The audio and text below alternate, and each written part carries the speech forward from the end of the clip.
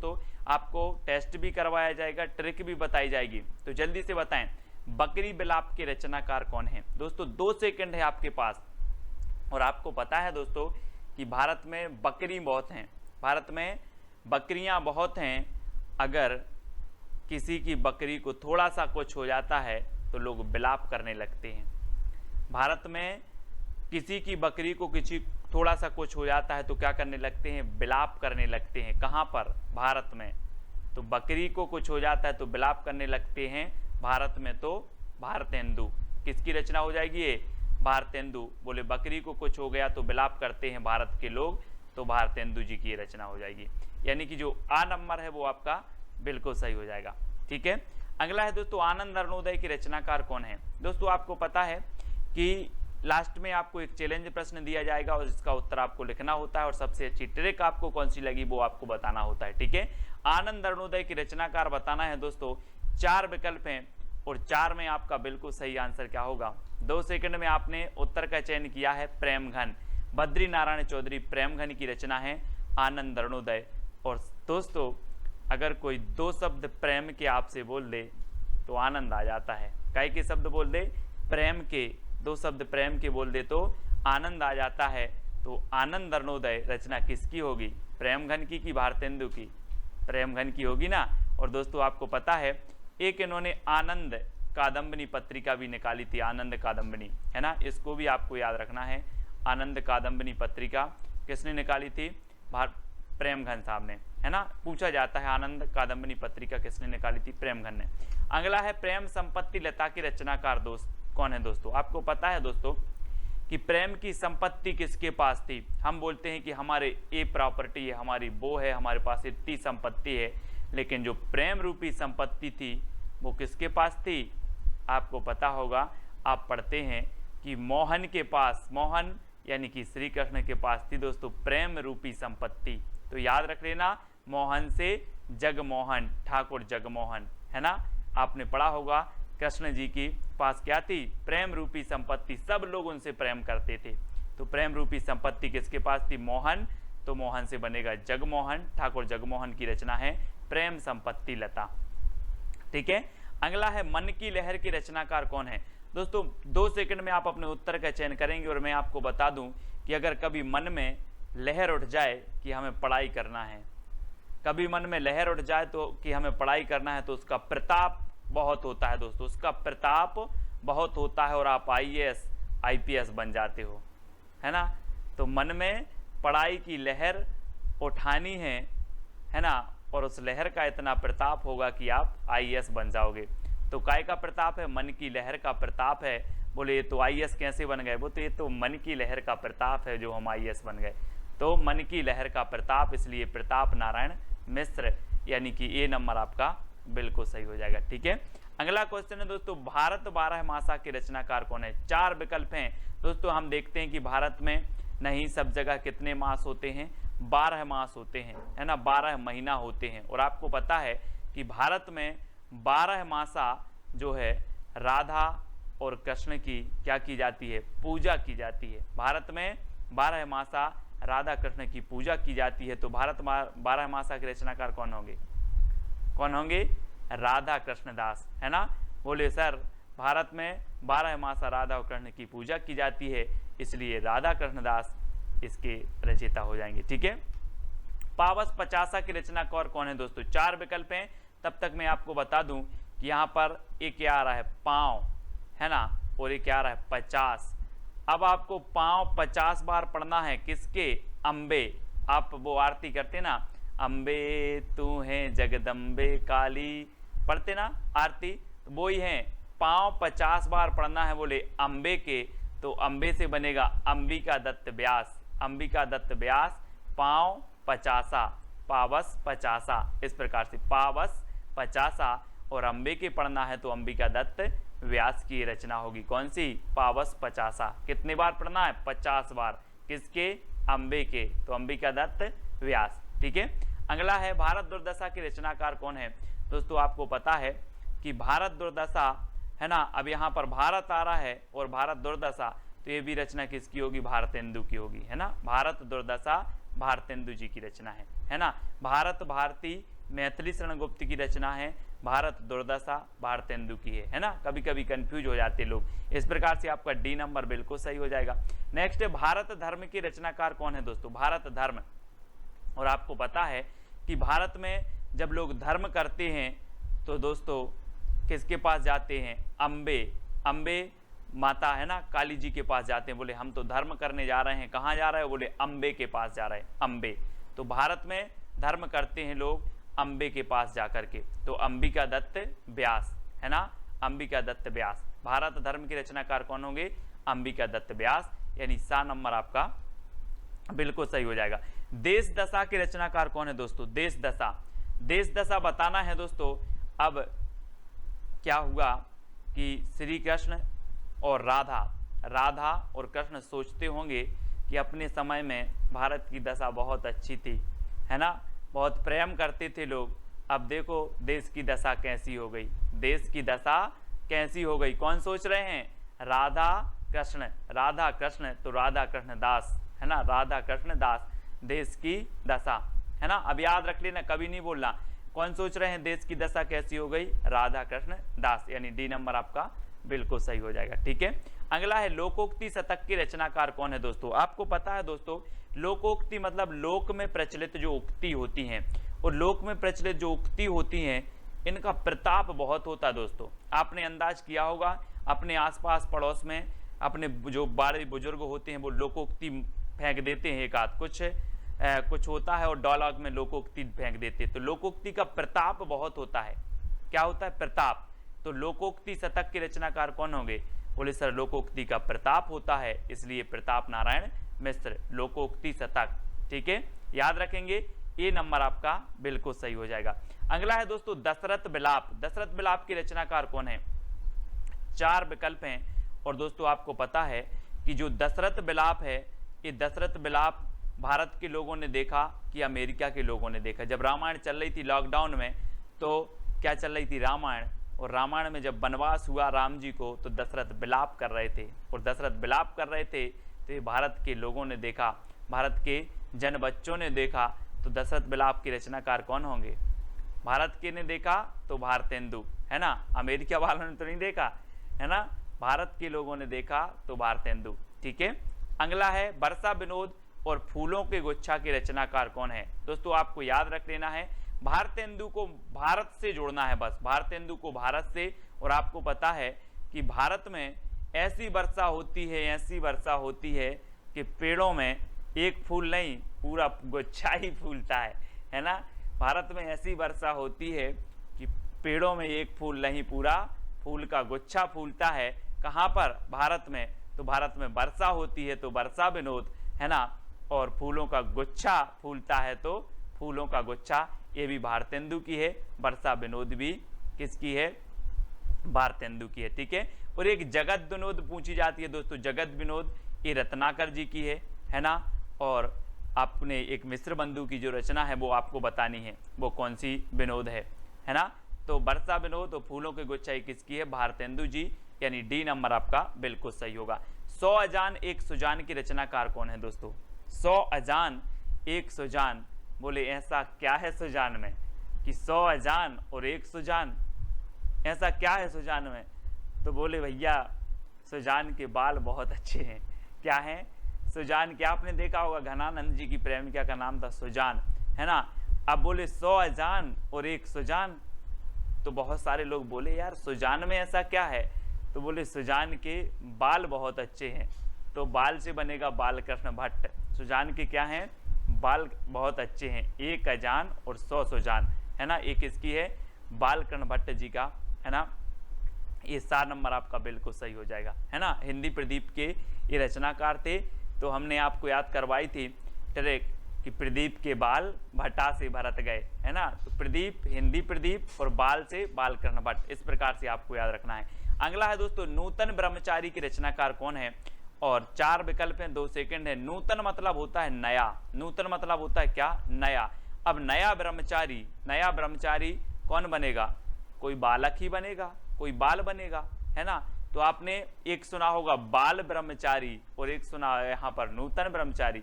बोले सर कोई नया बाल ब्रह्मचारी बनेगा तो वो बाल बनेगा, तो बालकृष्ण भट्ट, है ना। कोई बालक बनेगा तो बालकृष्ण भट्ट, और इसको बाल ब्रह्मचारी कर दो, बाल ब्रह्मचारी, तो ये बालकृष्ण भट्ट की है नूतन ब्रह्मचारी। ठीक है, ए नंबर, सी नंबर आपका बालकृष्ण भट्ट बिल्कुल सही हो जाएगा।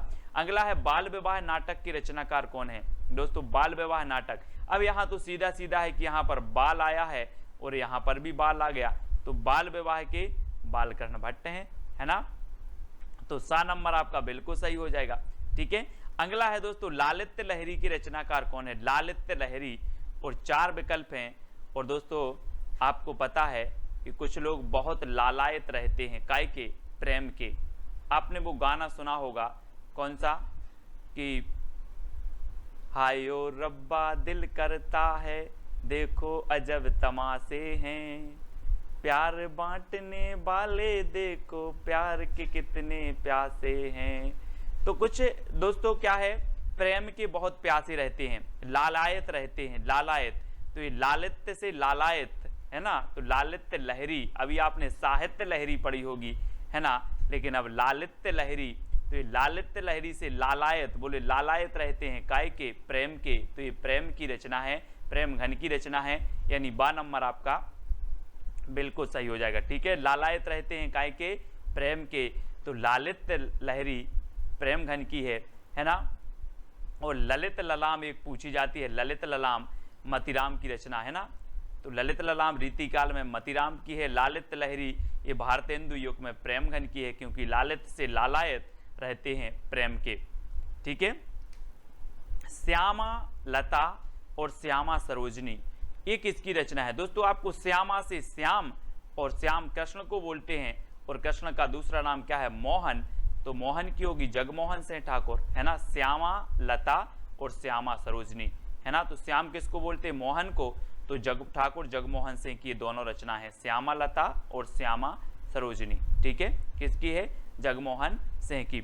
अगला क्वेश्चन है बंदर सभा के रचनाकार कौन है। दोस्तों आपको पता है दोस्तों कि भारत में बंदर की भी सभा होती है, भारत में बंदर की भी सभा होती है। अमेरिका में नहीं होती, कहाँ होती है, भारत में। तो भारत में बंदर सभा होती है, तो बंदर सभा के रचनाकार कौन होंगे, कौन होंगे, बंदर सभा भारत में होती है तो कौन होंगे, भारतेंदु की प्रेमघन, भारतेंदु होगी ना, भारत में होती है बंदर सभा, तो भारतेंदु जी की रचना है।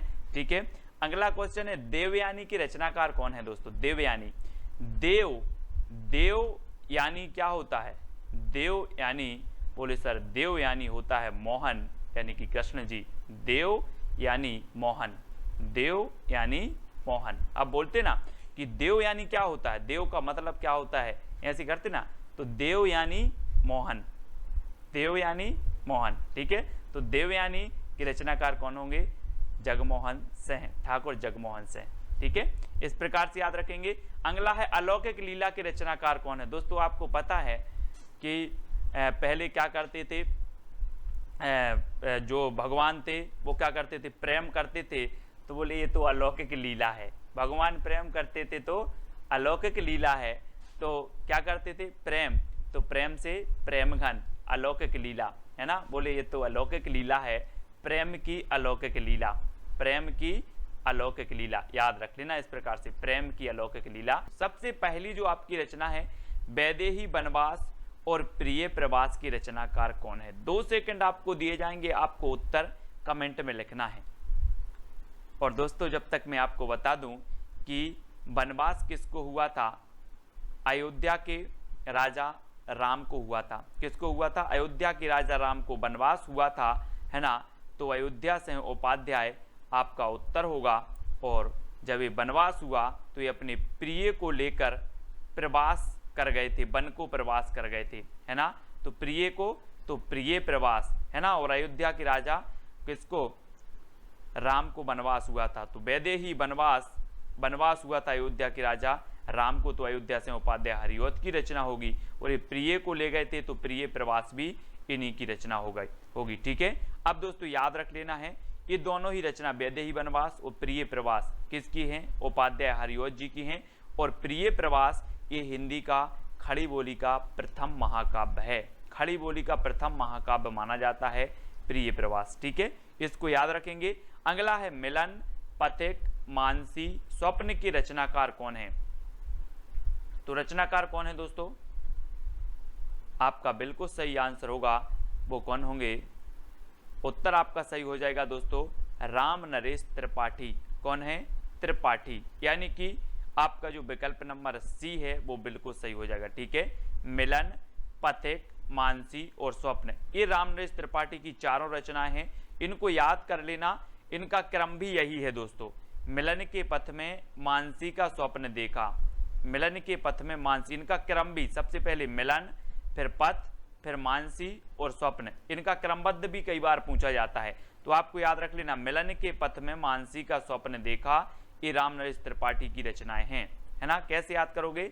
मिलन के पथ में मानसी का स्वप्न देखा, ये राम नरेश त्रिपाठी जी की रचनाओं का एक ट्रिक हो जाएगी जो आपको याद रख लेना है, और ये रचनाएं त्रिपाठी जी की हैं। ठीक है, अगला है दोस्तों, कृषक क्रंदन के रचनाकार कौन हैं? दोस्तों आपको पता है कि जब इस प्रकार से पानी नहीं गिरता तो कृषक क्या करता है? क्रंदन करता है, और क्रंदन इसका ईश्वर के पास गया, गया क्या?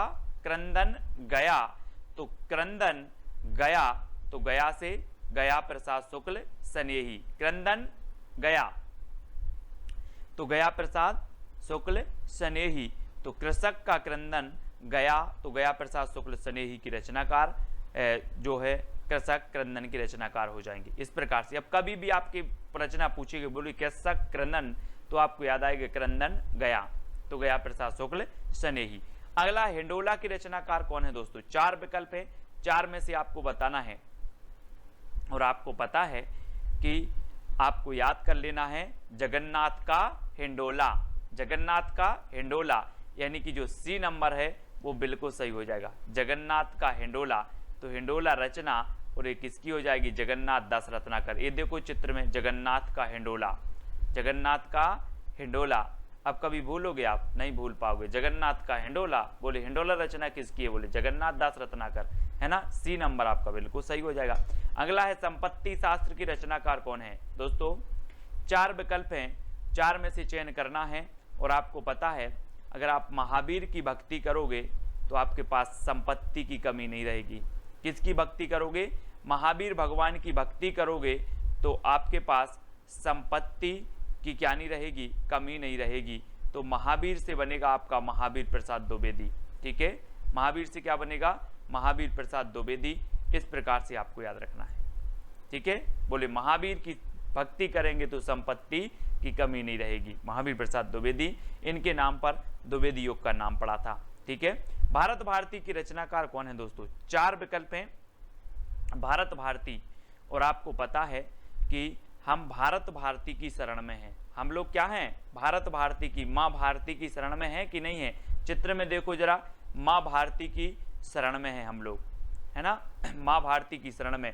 तो भारत भारती की शरण, तो मैथिली शरण गुप्त, भारत भारती की शरण में है तो मैथिली शरण गुप्त, है ना, शरण गुप्त, मैथिली शरण गुप्त कि इसके रचनाकार हो जाएंगे, है ना। रस कलश के रचनाकार कौन है दोस्तों? रस कलश, ये देखो, रस का कलश औंधा दिया, औंध दिया, है ना, रस का कलश औंध दिया। तो रस कलश के रचनाकार कौन होंगे? औंध दिया तो हरिऔध, है ना। रस का कलश हरि के ऊपर औंध दिया, हरि मतलब भगवान, भगवान के ऊपर औंध दिया। तो रस कलश हरि के ऊपर औंध दिया, चित्र में देखो, हरि के ऊपर औंध दिया, है ना, औंध दिया ना, तो हरिऔध, रस कलश रचनाकार हरिऔध की है। ठीक है, अगला है काव्य मंजूषा के रचनाकार कौन है दोस्तों? चार विकल्प हैं, 4 सेकंड में आप उत्तर बताएंगे। ट्रिक भी आपके सामने है कि महावीर का काव्य मंजूषा पढ़ती है। महावीर का काव्य कौन पढ़ती है? मंजूषा पढ़ती है। तो काव्य मंजूषा महावीर प्रसाद द्विवेदी, यानी डी नंबर आपका बिल्कुल सही हो जाएगा। अब महावीर का काव्य मंजूषा पढ़ती है, याद रखेंगे आप, महावीर का काव्य मंजूषा पढ़ती है ना। तो काव्य मंजूषा के रचनाकार जो होंगे वो महावीर प्रसाद द्विवेदी होंगे। अगला है दोस्तों रंग में भंग के रचनाकार कौन है? रंग में भंग, दोस्तों आप रंग बना रहे थे और मैंने मेथी डाल दी, मैथी डाल दी तो आप बोलोगे यार रंग में भंग कर दिया आपने, रंग में भंग कर दिया। क्या डाल दी? मेथी डाल दी तो रंग में भंग कर दिया। तो रंग भंग के रचनाकार कौन होंगे? मेथी डाल दी तो मैथिली शरण गुप्त। रंग में भंग कर दिया मेथी डाल के तो रंग में भंग ये रचना किसकी होगी? मैथिली शरण गुप्त की। अधिकांश लोगों को पता है, ये नंबर आपका बिल्कुल सही हो जाएगा। ठीक है, अगला है शंकर सरोज और शंकर सर्वस्व के रचनाकार कौन है? अब दोस्तों यहाँ पर शंकर आ रहा है, यहाँ पर भी शंकर आ रहा है, तो उत्तर में भी शंकर आएगा। नाथूराम शर्मा शंकर, शंकर सरोज और शंकर सर्वस्व के रचनाकार कौन है? नाथूराम शर्मा शंकर हैं, यानी यह नंबर आपका बिल्कुल सही हो जाएगा। ठीक है, अगला है राम रावण विरोध की रचनाकार कौन है? दोस्तों राम और रावण का क्या है? एक दूसरे से विरोध चलता था और राम और रावण के विरोध में कोई राय नहीं देना, है ना। मैंने कहा राम और रावण के विरोध में राय नहीं देना, कुछ लोग बोले सर राय देवी, अपन तो राय देवी, तो राय देवी। राम रावण के विरोध में अपन तो राय देवी, तो राय देवी प्रसाद पूर्ण। राम रावण के विरोध में राय देवी, तो राय देवी प्रसाद पूर्ण। ठीक है, ठीक है, राम रावण के विरोध में राय देवी, तो राय देवी प्रसाद पूर्ण, सा नंबर इसका सही हो जाएगा। ठीक है, प्रवासी के रचनाकार कौन है? 4 विकल्प हैं दोस्तों। आपको पता है प्रवासी मतलब क्या होता है? प्रवासी पक्षी नाम सुना होगा। प्रवासी पक्षी मौसम के अनुसार जहां भी उनके अनुकूल मौसम होता है वहां चले जाते हैं, मतलब यहां वहां भागते रहते हैं। वैसे ही प्रवासी यहां वहां भागते हैं, मतलब यहां वहां अपने लोचन से देखते रहते हैं, कहां मौका है कहां अच्छा है वहां भागते रहते हैं। तो कैसे देखते हैं? अपने लोचन से देखते हैं, लोचन से, प्रवासी लोचन से देखते हैं कि हमें किस ओर जाना है, कहां भागना है प्रवासी लोग। तो लोचन प्रसाद पांडे की रचना हो जाएगी प्रवासी। ठीक है, याद रख लेना। अगला है वीर बालक के रचनाकार कौन है? नाथूराम शर्मा शंकर, लोचन प्रसाद पांडे, राय देवी प्रसाद पूर्ण या फिर लाला भगवान दीन। और वीर बालक के जो रचनाकार हैं, आपको पता है दोस्तों कि जब भगवान का जन्म होता है तो वीर बालक के रूप में होता है। आपने देखा होगा, इतनी सारी लीलाएं देखी होंगी, है ना। कृष्ण की ही बात कर लो, कृष्ण जी का जन्म हुआ, भगवान का जन्म हुआ तो वीर बालक के रूप में हुआ। तो भगवान का जन्म होता है तो कैसे होता है? वीर बालक के रूप में। तो वीर बालक के रचनाकार कौन होंगे? लाला भगवान दीन, लाला भगवान दीन, है ना। भगवान का जन्म वीर बालक के रूप में होता है तो वीर बालक के रचनाकार लाला भगवान दीन। ठीक है, अगला है दोस्तों रामचरित चिंतामणि की रचनाकार कौन है? और 4 विकल्प हैं, रामचरित उपाध्याय, लोचन प्रसाद पांडे, राय देवी प्रसाद पूर्ण या फिर लाला भगवान दीन। तो आपको पता है कि रामचरित चिंतामणि यानी कि ये जो रचना होगी वो किसकी होगी? रामचरित उपाध्याय की। रामचरित चिंतामणि के रचनाकार रामचरित उपाध्याय, यानी आपका 1 नंबर बिल्कुल सही हो जाता है। ठीक है, ए नंबर। नेक्स्ट है भारत गीत की रचनाकार कौन है दोस्तों? 4 विकल्प हैं। हमने भारत भारती पढ़ा था, किसका? भारत भारती, अपने मैथिली शरण गुप्त की रचना पढ़ी थी। ठीक है, और ये भारत गीत पूछा गया है तो पाठक लोग क्या करते? भारत के गीत गाते हैं। पाठक भारत के गीत गाते हैं। कौन गाते हैं? पाठक। तो श्रीधर पाठक, तो पाठक भारत के गीत गाते हैं, तो भारत गीत के रचनाकार कौन होंगे? श्रीधर पाठक, यानी सा नंबर आपका बिल्कुल सही हो जाएगा, सा नंबर। ठीक है, अगला है आवाहन के रचनाकार कौन है दोस्तों? आहान जिसे बोलते हो आप, आहान के रचनाकार कौन है? तो वो है बालकृष्ण शर्मा नवीन, है ना। और दोस्तों आज कृष्ण जन्माष्टमी भी है, तो हम कृष्ण का क्या करते हैं? आवाहन करते हैं, कृष्ण जी आओ मेरे मन मंदिर में विराजमान हो जाओ, है ना। इस प्रकार से क्या करते? आवाहन करते हैं, कृष्ण जी आओ और मेरे मन मंदिर में विराजमान हो जाओ। तो किसका आह्वान करते हैं हम? कृष्ण का। तो बालकृष्ण शर्मा नवीन की रचना कौन सी है? आवाहन, है ना, यानी बा नंबर आपका बिल्कुल सही हो जाएगा, बा नंबर। नेक्स्ट है यशोधरा और साकेत की रचनाकार कौन है? 4 विकल्प हैं और 4 में से चयन करना है। और रामचरित उपाध्याय, बालकृष्ण शर्मा नवीन, मैथिली शरण गुप्त, लाला भगवान दीन। तो आपका बिल्कुल सही आंसर होगा दोस्तों कि यशोधरा और साकेत ने मैथिली, है ना। जब 10वीं पास हो जाती है उसके बाद सब्जेक्ट लेना पड़ता है इस प्रकार से। तो यशोधरा और साकेत ने क्या ली? मैथिली। तो यशोधरा और साकेत की रचनाकार कौन होंगे? मैथिली शरण गुप्त, मैथिली शरण गुप्त। अब याद रख लेना यशोधरा और साकेत ने मैथिली, यशोधरा और साकेत ने क्या ली, मैथिली। तो मैथिली शरण गुप्त की रचना होगी। एक खंड काव्य है यशोधरा और ये साकेत महाकाव्य है, इसमें 12 सर्ग हैं, है ना, याद रखना। और 12वें सर्ग में उर्मिला और लक्ष्मण का मिलन भी है। नेक्स्ट है स्वदेशी कुंडल की रचनाकार कौन है। दोस्तों अब अगर कोई कुंडल खरीदना है, किसी को मतलब सोने के कुंडल खरीदना है तो अपन क्या करेंगे, स्वदेशी की राय दोगे कि चाइना की खरीदवा दोगे। स्वदेशी की राय देवी, स्वदेशी की राय देवी। बोले सर अपन तो स्वदेशी की राय देवी, है ना, स्वदेशी की राय देवी। तो स्वदेशी कुंडल राय देवी, राय देवी प्रसाद पूर्ण, स्वदेशी की राय देवी। काय की राय देवी, स्वदेशी की। तो 7 नंबर आपका बिल्कुल स्वदेशी कुंडल के रचनाकार कौन हो जाएंगे, राय देवी प्रसाद पूर्ण। बिकट भट्ट के रचनाकार कौन है दोस्तों, बिकट भट्ट। 4 विकल्प हैं और 4 में आपको याद रखना है कि रामचरित उपाध्याय की है, बालकन शर्मा नवीन की है, मैत्री शरण गुप्त की है या फिर लाला भगवान दीन की है।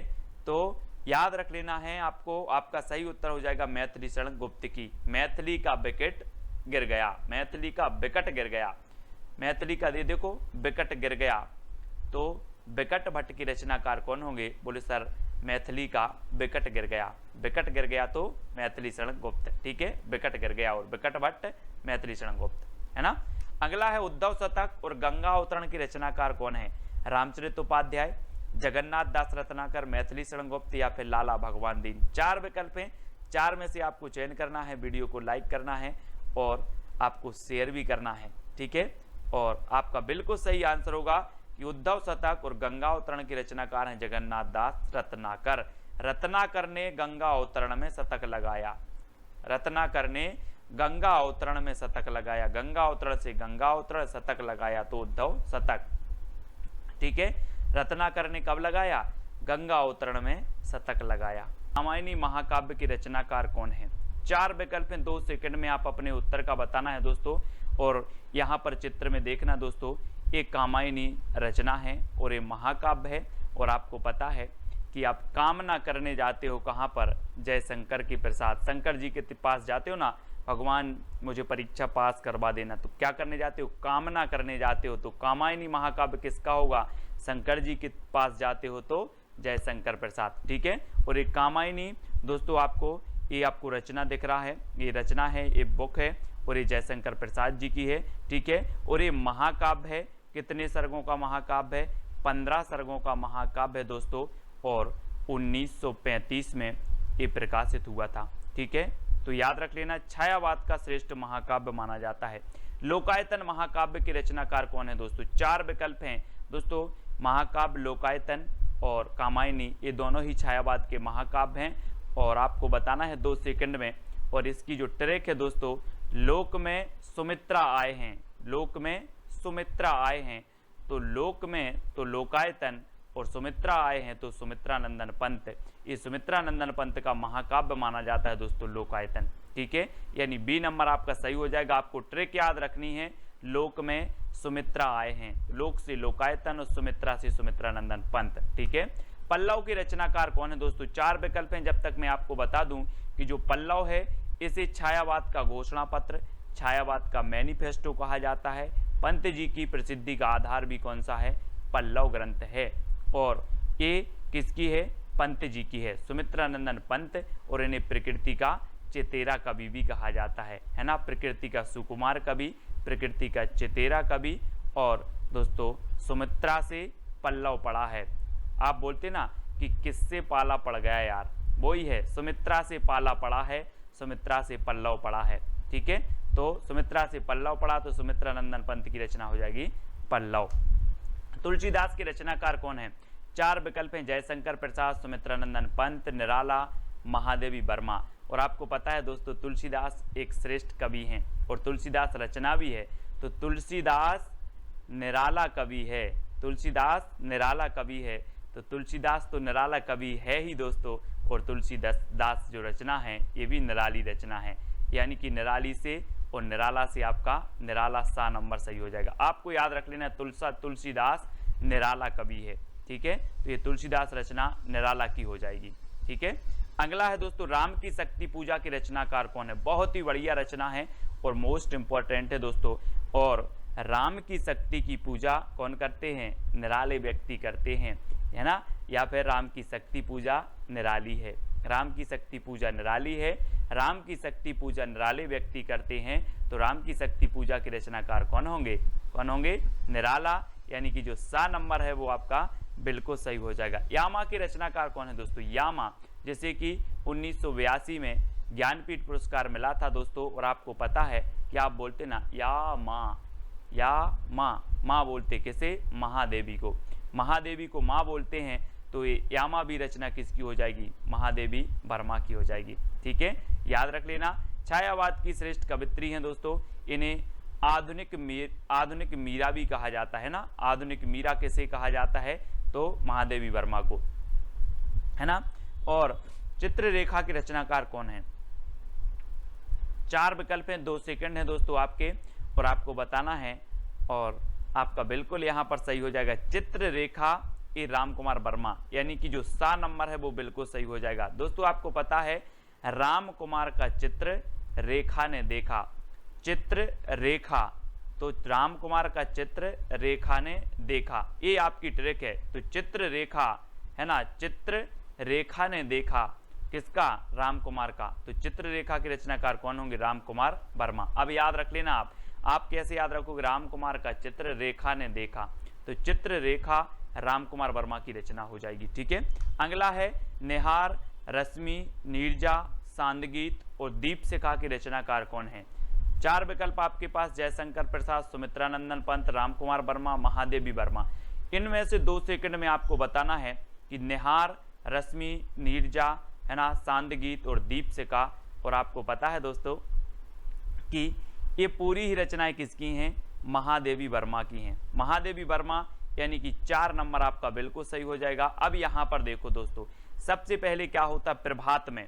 सबसे पहले जब हमारा सुबह होता है, प्रभात होता है, तब निहार आता है। निहार यानी कि ओस आता है कि सुबह सुबह की नहीं, ओस आता है, तो निहार आता है, निहार।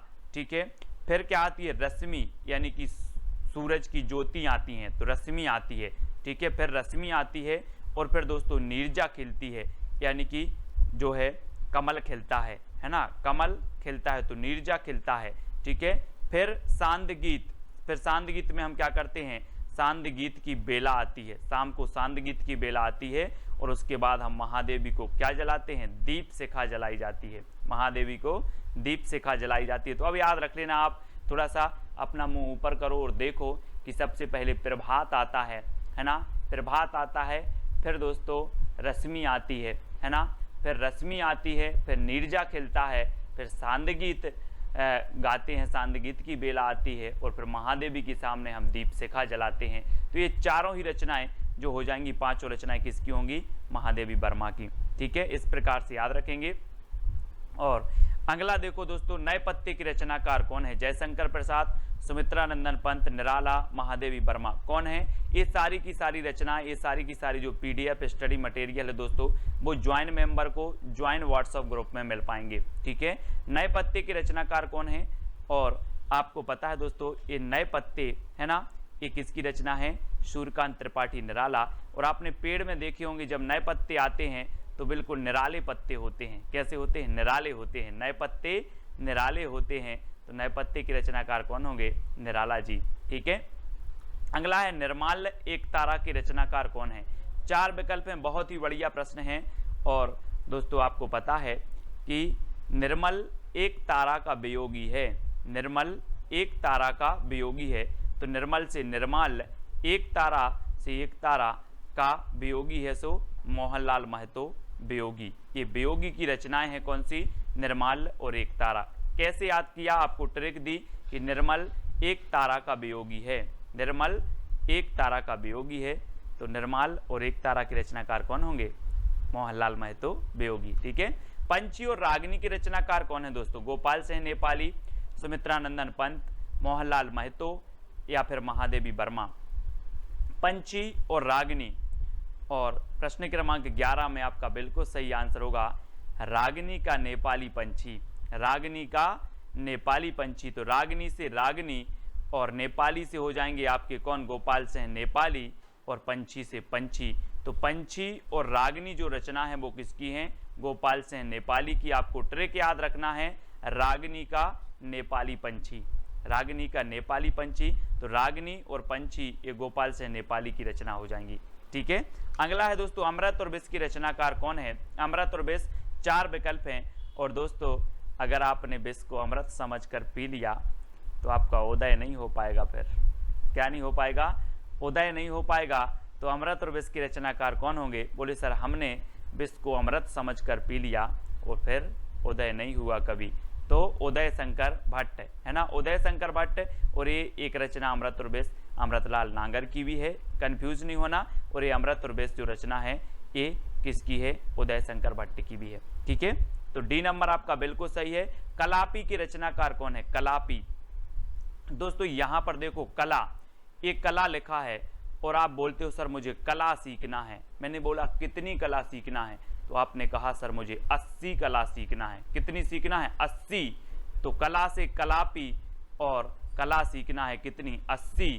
तो आरसी प्रसाद सिंह, आरसी 80 से आरसी प्रसाद सिंह की रचना है कलापी, कई बार पूछी गई है। अब कभी नहीं बोलना कितनी कला सीखना है, 80 कला सीखना है, 80। ठीक है, अगला है अंतर्ध्वनि की रचनाकार कौन है दोस्तों। अंतर्ध्वनि, अंतर की ध्वनि मतलब अंदर की ध्वनि को जानो, अंतर की ध्वनि को जानना है। तो जानना है तो जनार्दन झा, जनार्दन है ना, अंतर्ध्वनि को क्या करना है, जानना है, जनार्दन, जनार्दन झा द्विज की रचना हो जाएगी बी नंबर। अंतर्ध्वनि के रचनाकार कौन है आपसे पूछा जाएगा, तो आप बोलोगे सर अंतर की ध्वनि को जानना है तो जनार्दन झा। ठीक है, अगला है मानसी, राका और विसर्जन की रचनाकार कौन है। दोस्तों एक मानसी राम त्रिपाठी जी की भी है, ठीक है, और याद रख लेना है। और ये मानसी जो रचना है ये आपकी उदय शंकर भट्ट की भी है। ठीक है, ऐसे आप याद रखेंगे मानसी, राका और विसर्जन। मानसी रुको, उदय शंकर का विसर्जन मत करना। मानसी रुको, उदय शंकर का विसर्जन मत करना। तो मानसी से मानसी, रुको से राका और विसर्जन से विसर्जन। मानसी, राका और विसर्जन है ना। और अमृत और विष, ये 4 रचनाएं इनकी हैं, कौन की, उदय शंकर भट्ट की। मानसी रुको, उदय शंकर का विसर्जन मत करना। मानसी रुको, उदय शंकर का विसर्जन मत करना, ये किसकी रचनाएं हो गई, उदय शंकर भट्ट, यानी डी नंबर आपका बिल्कुल सही हो जाएगा। ठीक है, अगला है कुकुरमुत्ता की रचनाकार कौन है। 4 विकल्प हैं दोस्तों, जरा इस चित्र को देखो। कुकुरमुत्ता ये किसकी है, ये देखो बिल्कुल निराला होता है दोस्तों। ये कुकुरमुत्ता देखो कैसा छत्ता सा बना है, निराला ही होता है। आप देखो जरा, निराला, ये निराला होता है कुकुरमुत्ता। तो ये कुकुरमुत्ता के रचनाकार कौन होंगे, निराला है ना। बोले सर कुकुरमुत्ता चित्र में देखा ये निराला होता है, तो निराला की रचना हो जाएगी, ये सूर्यकांत त्रिपाठी, निराला। ठीक है, अगला देखो खादी के फूल की रचनाकार कौन है। 4 विकल्प हैं, और दोस्तों ये संयुक्त रचना मानी जाती है 2 कवियों की। और वो कवि कौन से हैं, बच्चन के पंती ने खादी के फूल पहने। अपन बोलते ना नाती पंती, तो बच्चन के पंती ने खादी के फूल पहने, याद रख लेना है ना। बच्चन के पंती ने खादी के फूल पहने, तो ये खादी के फूल रचना है। और बच्चन के पंती ने पहनी, तो बच्चन और पंत, बच्चन और पंत की ये संयुक्त रचना मानी जाती है दोनों की। यानी कि विकल्प नंबर आपका सा जो है वो बिल्कुल सही हो जाएगा। खादी के फूल बच्चन के पंती ने पहले, है ना, बच्चन के पंती ने खादी के फूल पहने, ये ट्रिक है आपकी। तो खादी के फूल जो रचना है ये बच्चन और पंत की हो जाएगी। ठीक है, इसको आप याद रखेंगे। अगला है करुणालय और आंसू की रचनाकार कौन है। दोस्तों आपको ट्रिक कौन सी अच्छी लगी है वो आप बता देना।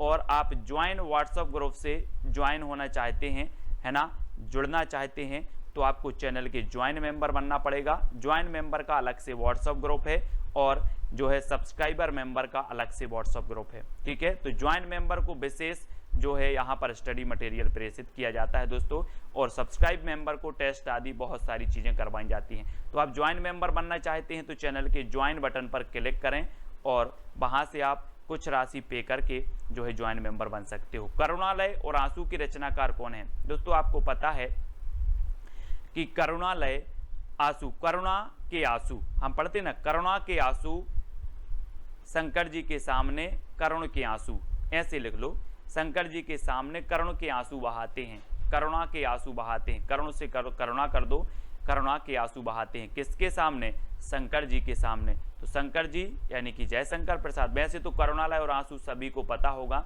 लेकिन याद रख ले कि जो है शंकर जी के सामने करुणा के आंसू बहाते हैं, करुणा के आंसू, तो करुणालय और आंसू, ठीक है। इस प्रकार से कामायनी इनकी हम रचना पढ़ चुके हैं, ठीक है। करुणालय भी है, आंसू भी है, झरना भी है, और उर्वशी एक इनकी रचना भी है, ठीक है। तो इनको भी आपको याद रखेंगे। और यहाँ पर शंकर जी के सामने करुणा के आंसू बहाते हैं। लहर, झरना और उर्वशी के रचनाकार कौन है दोस्तों? 4 विकल्प हैं, 4 में से आपको बताना है, और यहाँ पर आपका जो बिल्कुल सही आंसर हो जाएगा वो क्या हो जाएगा? लहर। यहाँ पर देखो दोस्तों, ये शंकर जी बैठे हुए हैं, है ना, शंकर जी बैठे हैं, और यहाँ से इनके जटों से लहर निकली। तो लहर निकली तो मानो ऐसा लग रहा था कि झरना निकला है, कोई झरना, है ना। और जब लोगों ने देखा तो लोगों के उर बसी, लोगों के उर मतलब हृदय, और हृदय में बसी। तो ऐसी लहर निकली कि झरना लग रहा था, और जब झरना लोगों ने देखा तो लोगों के उर बसी। तो कहाँ से? शंकर जी की जटाओं से। आप बोलते ना कि गंगा निकली है। तो लहर, झरना और उर्वशी के रचनाकार कौन होंगे? जयशंकर प्रसाद, ठीक है। शंकर जी का नाम आ रहा है तो यहाँ भी जयशंकर प्रसाद। कि कृष्णार्जुन युद्ध 1918 के रचनाकार कौन है? अब 2 सेकंड आपको दिए जाते हैं, 4 विकल्प आपके पास हैं दोस्तों। अब यहाँ पर एक रचना आई है कृष्णार्जुन युद्ध। अब दोस्तों एक बात कॉमन सेंस लगाना कि कृष्ण और अर्जुन का युद्ध क्यों हुआ होगा? क्यों हुआ होगा? माखन के चक्कर में। काय के चक्कर में? यहाँ पर देखो, कृष्ण और अर्जुन का बोले सर, कृष्ण और अर्जुन का युद्ध हुआ था माखन के चक्कर में। तो कृष्ण अर्जुन युद्ध के रचनाकार कौन होंगे? माखन के चक्कर में हुआ तो माखनलाल चतुर्वेदी, ठीक है। माखन के चक्कर में माखनलाल चतुर्वेदी। इस प्रकार से याद करेंगे, बोले माखन के चक्कर में कृष्ण और अर्जुन का युद्ध हुआ, ठीक है। ये आपकी ट्रिक हो गई। नेक्स्ट है जय हिंद के रचनाकार कौन है दोस्तों? जी हाँ दोस्तों, जय हिंद रचना भी है, 1948 की है। अब आपको बताना इसके रचनाकार कौन है। तो ट्रिक है दोस्तों, सियाराम की शरण में जय हिंद लिखा। किसकी शरण में? यहां पर चित्र में देखो, सियाराम की शरण में जय हिंद लिखा, ठीक है। तो किसकी शरण में? सियाराम शरण गुप्त, ठीक है। ये हो जाएंगे दोस्तों आपको। जय हिंद रचना है इनकी 1948 की रचना है। और आपको पता होगा कि जो सियाराम शरण गुप्त हैं, ये मैथिली शरण गुप्त के छोटे भाई थे, अनुज थे, ठीक है। और इनकी रचना है जय हिंद 1948 की। हमने कैसे याद किया कि सियाराम की शरण में जय हिंद लिखा, तो जय हिंद रचना सियाराम शरण की, ठीक है। अगला है कुमकुम 1936 के रचनाकार कौन है? 4 विकल्प हैं दोस्तों, 4 में से चयन करना है। और एक चीज बताना कि कुमकुम एक बिंदी आती है, आपको पता होगा, है ना। कुमकुम एक सीरियल भी आता है, कुमकुम एक बिंदी भी आती है। 4 विकल्प में से आप सही बताना, और आपका बिल्कुल सही आंसर होगा दोस्तों बालकृष्ण शर्मा नवीन, है ना। बालकृष्ण शर्मा नवीन कुमकुम। और देखना दोस्तों, अब थोड़ा सा इमेज करना कि ये बाल हैं, यहाँ पर देखो ये बाल हैं, बालों के नीचे आप क्या लगाते हो? कुमकुम लगाते हो, ठीक है। और ये आपकी पलक हैं, दोनों पलकों के बीच में आप कुमकुम लगाते हो। तो बालों के नीचे यानी कि बालकृष्ण भट्ट नीचे कुमकुम लगाते हो तो कुमकुम, और दोनों पलकों के बीच में तो आपलक, पलक के बीच में तो आपलक भी इनकी रचना हो जाएगी, ठीक है। और कौन लगाती है? उर्मिला। कैसे ट्रिक है इसकी? पलक झपकते ही उर्मिला ने बालों के नीचे रश्मि रेखा से कुमकुम लगाई, ठीक है। ये दोस्तों बालकृष्ण शर्मा नवीन की कुछ रचनाएं हैं। आपको ट्रिक है कि बाल झपकते ही जो है उर्मिला ने बालों के नीचे रश्मि रेखा से कुमकुम लगाई, ठीक है, पलक झपकते ही। ये आपकी ट्रिक हो जाएगी दोस्तों, इसको आपको याद रखना है। और इनकी रचनाएं देखो, क्रमबद्ध कुमकुम 1936 की, आपलक 1951, रश्मि रेखा 1951, क्वासी 1952, हम बिस्पाई जन्म के 1955 और उर्मिला 1957, ठीक है। ये बालकृष्ण शर्मा नवीन की रचना है। अब आपको याद रख लेना है, पलक झपकते ही उर्मिला के उर्मिला ने बालों के नीचे रश्मि रेखा से कुमकुम लगाई। ठीक है, ये चीज आपको याद रखनी है और इनकी रचनाएं याद हो जाती हैं, साथ ही क्रमबद्ध भी हैं, सन भी आपको दिए हैं। ठीक है, ये उर्मिला हैं और पलक झपकते ही, तो उर्मिला से उर्मिला, पलक से आपलक, बालों के नीचे कुमकुम तो ये कुमकुम। ठीक है, तो इस प्रकार से आपको याद कर लेना है इनकी रचनाएं, और इसके पहले के बहुत सारे जो वीडियो हैं वो आपको जरूर देखना है दोस्तों। ठीक है, बिखरे मोती और त्रिधारा के रचनाकार कौन है? 4 विकल्प हैं, सुभद्रा कुमारी चौहान, सियाराम शरण गुप्त, बालकृष्ण शर्मा नवीन या फिर रामधारी सिंह दिनकर। और आपको पता है दोस्तों, ट्रिक भी मैंने नीचे दी है कि सुभद्रा के बिखरे मोती की त्रिधारा निकली। सुभद्रा के जो बिखरे मोती थे उनकी कितनी धारा निकली? त्रिधारा निकली। किसकी? सुभद्रा। तो सुभद्रा कुमारी चौहान की बिखरे मोती और त्रिधारा, ये रचनाएं दोनों ही इनकी हो जाएंगी, यानी आपका उत्तर होगा सुभद्रा कुमारी चौहान। आ नंबर आपका बिल्कुल सही हो जाएगा। ठीक है, परशुराम की प्रतीक्षा के रचनाकार कौन है? 4 विकल्प हैं, पहला है सुभद्रा कुमारी चौहान, सियाराम शरण गुप्त, बालकृष्ण शर्मा नवीन या फिर रामधारी सिंह दिनकर। और आपको पता है दोस्तों कि रामधारी सिंह दिनकर को अनल का कवि कहा जाता है, ओज का कवि कहा जाता है। और परशुराम की प्रतीक्षा इनकी दोस्तों बहुत ही बढ़िया रचना है, कई बार पूछी गई है। नीचे ट्रिक दी है कि परशुराम की प्रतीक्षा में उर्वशी और रश्मि ने कुरुक्षेत्र में हुंकार भरी, है ना। तो ये चीज आपको याद रखनी है कि परशुराम की प्रतीक्षा में जो है उर्वशी और रश्मि ने कुरुक्षेत्र में जो है हुंकार भरी। तो इनकी परशुराम की प्रतीक्षा, उर्वशी, रश्मि, कुरुक्षेत्र और हुंकार, ये इनकी रचनाएं हो जाएंगी। ठीक है, और एक इनकी रचना और है, कौन सी? रेणुका। रेणुका भी आपको याद रखनी है। ठीक है, इन्हीं की है, दिनकर जी की। और उर्वशी के लिए दोस्तों इन्हें 1978 में ज्ञानपीठ पुरस्कार भी मिला है। ठीक है, तो याद रखेंगे, क्या याद रखना? परशुराम की प्रतीक्षा में उर्वशी और रश्मि ने कुरुक्षेत्र में हुंकार भरी। ठीक है, ये चीज आपको याद रखनी है। हल्दी घाटी के रचनाकार कौन है? हल्दी घाटी के रचनाकार बताना है दोस्तों, मैथिली शरण गुप्त, श्याम नारायण पांडे, बालकृष्ण शर्मा नवीन या फिर रामधारी सिंह दिनकर। और आपका बिल्कुल सही आंसर क्या हो जाएगा? हल्दी घाटी के जो रचनाकार हैं वो हैं श्याम नारायण पांडे। श्याम नारायण पांडे। अब एक चीज याद रख लेना दोस्तों, एक रचना है श्याम सगाई। श्याम सगाई रचना किसकी है? नंददास की रचना है। और श्याम की सगाई में दोस्तों हल्दी जरूर लगेगी। क्या लगेगी? हल्दी लगेगी। तो हल्दी लगेगी तो हल्दी घाटी के रचनाकार कौन होंगे? श्याम। श्याम की सगाई में हल्दी लगेगी। ठीक है, श्याम की सगाई में क्या लगेगी? हल्दी लगेगी। तो हल्दी घाटी जो रचना है वो किसकी होगी? श्याम नारायण पांडे। श्याम आएगा। ठीक है, श्याम नारायण पांडे। और श्याम सगाई ये नंददास की रचना है, ये चीज भी आपको याद रखनी है ना। अब मैं पूछूंगा हल्दी किसको लगेगी? बोले सर श्याम की सगाई में। तो श्याम सगाई, नंददास और हल्दी घाटी, ये श्याम नारायण पांडे। ठीक है, अगला है जीवन संगीत के रचनाकार कौन है? 4 विकल्प हैं दोस्तों। आपको पता है कि जीवन संगीत कब बन जाता है? अगर दोस्तों आप जगन्नाथपुरी चले जाओ तो संगीत जीवन आपका जो है वो संगीत बन जाता है। कहाँ जाना है? जगन्नाथपुरी आपको जाना है तो आपका जीवन संगीत बन जाएगा। और सबसे बड़ी बात है दोस्तों कि यहाँ पर प्रसाद बहुत मिलता है। क्या मिलता है? प्रसाद। तो जीवन संगीत कब बनता है? जब आप जगन्नाथपुरी जाओगे और यहाँ पर प्रसाद मिलता है, तो जगन्नाथ प्रसाद मिलिंद, है ना। प्रसाद मिलिंद, जगन्नाथपुरी में प्रसाद मिलिंद, तो जीवन संगीत बन जाता है ना। इस प्रकार से अब मैं पूछूंगा जीवन संगीत कब बन जाता है, तो आप बताओगे कि सर जगन्नाथपुरी पहुंच जाएं और वहां पर प्रसाद बहुत मिलता है तो जीवन संगीत बन जाता है। ठीक है, तो जीवन संगीत, जगन्नाथ प्रसाद मिलिंद। ठीक है, अगला है ज्वाला के रचनाकार कौन है? 4 विकल्प हैं दोस्तों, मैथिली शरण गुप्त, श्याम नारायण पांडे, जगन्नाथ प्रसाद मिलिंद या फिर केदारनाथ मिश्र। प्रभात आपको पता होगा कि दोस्तों केदारनाथ में जब बाढ़ आई थी तो सभी लोगों ने वहाँ पर जितने लोगों की मृत्यु हुई थी, जितने लोग बह गए थे, कुछ लोग बेघर हो गए थे, है ना, उनके लिए श्रद्धांजलि के लिए क्या जलाई थी? ज्वाला जलाई थी, ज्वाला, है ना। ये देखो यहाँ पर ज्वाला जलाई थी, कहाँ के लिए?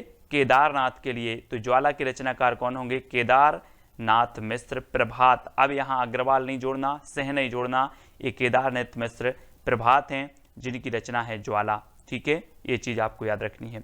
अगला है साहित्य देवता के रचनाकार कौन है।